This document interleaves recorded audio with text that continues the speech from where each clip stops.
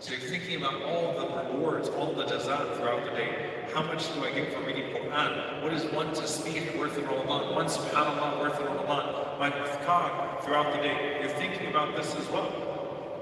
Your time becomes naturally attuned to a prophetic schedule. SubhanAllah, it's a funny thing, you know, there's a prayer clock where you have the times of prayer.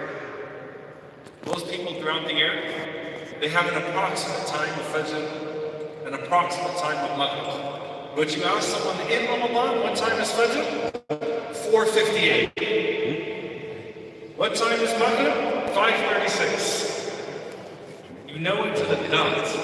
Your time becomes attuned to a prophetic schedule. You naturally start to pay attention and you start to allocate that time towards what the Prophet ﷺ teaches. And then you have your company. And you know what's beautiful? Is that your social environments naturally are transformed in Ramadan. There's something about coming to a place in a masjid and praying and television. There's something about the people around you being on the same page. Your company naturally shifts. And I don't think that we often take that into consideration. When we talk about why did I lose this after Ramadan, why did I lose this after Ramadan, it's not just the reward of praying jama'ah in the masjid, the congregation in the masjid. It's the fact that you were in the masjid surrounded by believers constantly who are doing the same thing as you. And your fifth thing is your inputs. What are your inputs? Because they say you're a summary of your closest 5 friends, and you're a summary of all of the inputs. Everything that you feed yourself makes you the person that you are. What are your inputs in Ramadan?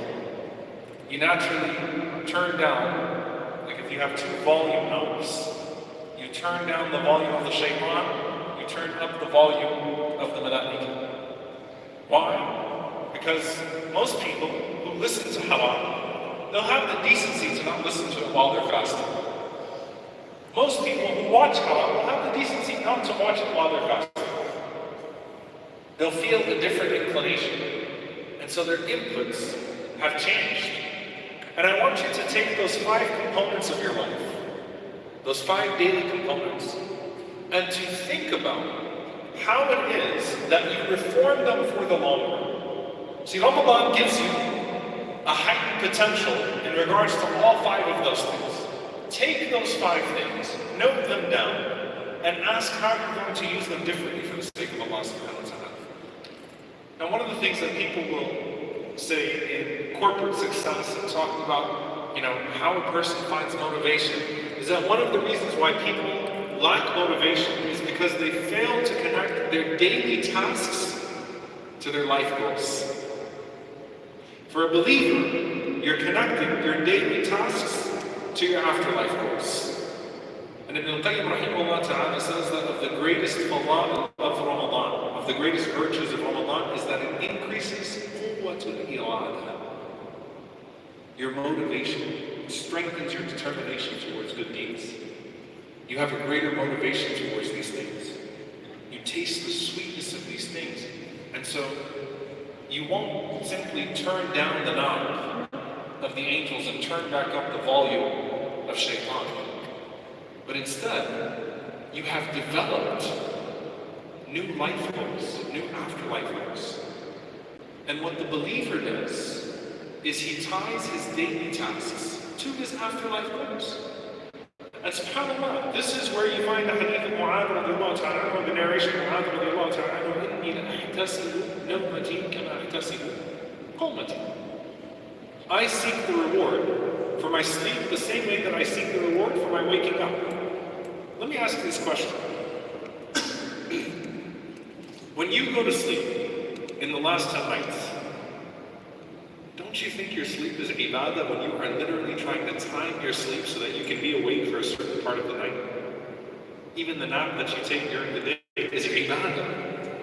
You've turned a daily task into an ibadah. Now, Mu'adh was saying that he always does that throughout the year.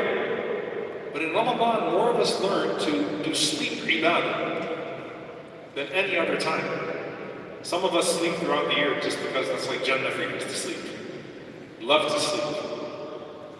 But realistically speaking, subhanAllah, there is no time that the believer feels the ibadah of sleep like Ramadan. You connect a daily task to an afterlife goal, to something great. Quwwat al-irada. The Prophet ﷺ taught us about the ibadah of eating.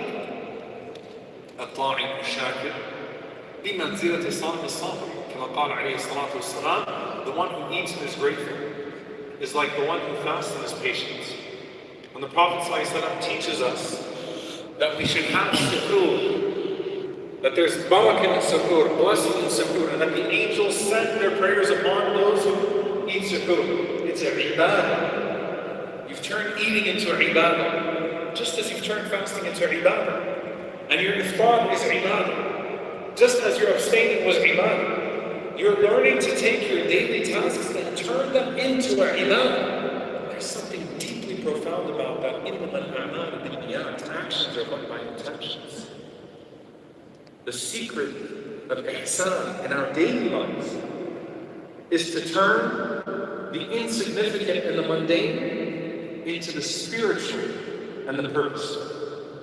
Take these daily tasks and make them forms of ibadah. And Allah gives you an opportunity to transform those daily tasks.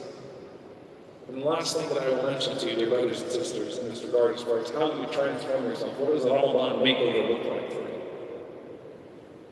You're going to be reading the Quran in Ramadan, possibly more so than any other time of the year. And I want you to read the Quran